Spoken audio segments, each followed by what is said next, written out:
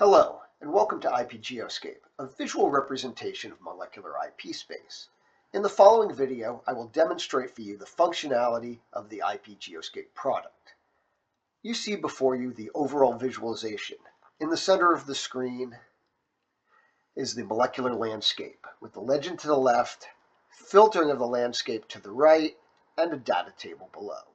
The legend and data table are dynamically linked to the landscape and will update based upon what is being visualized and or selected in the landscape. Each marker in the landscape represents a molecule from IP publications or scientific literature for the area of interest being visualized. This is normally a single biological target, but does not have to be. Molecules in the landscape are clustered and grouped together based on similarity using proprietary clustering methodology. The closer one molecule is to another, the more similar these molecules are structurally, and the further apart they are, the more different. The level of coverage, for example, all exemplified molecules, really depends upon the data source. The view you select will change how the colors of the molecules are displayed in the landscape. Here, assignee is selected, and you see that the molecules are colored by assignee. This means that the individual molecules owned by the same assignee will have the same color. Importantly, when you see markers of different colors in the same cluster, it means more than one assignee is working on similar molecules.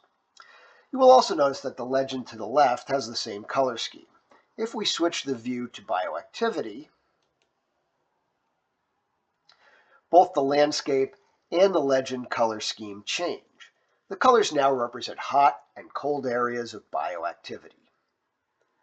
In terms of using the landscape, the set of filters on the right allow you to mine the landscape. And when you select any of the filtered molecules, the data being displayed will change in the table below.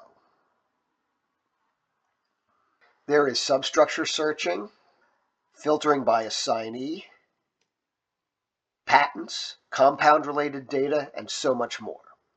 If you want to select more than one item in the same filter, simply hold the Control key and click Multiple Items.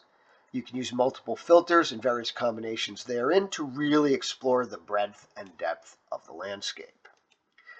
These areas, which we call empty clusters, may be appropriate for the development of new molecules. Finally, a few quick tips. You can right-click in any visualization, such as the data table or the landscape, to expand it. If you want to reset the visualization after using the filters, simply click the circular reset button at the bottom right, and that will do the trick. I hope this has been helpful. Thanks, and happy searching.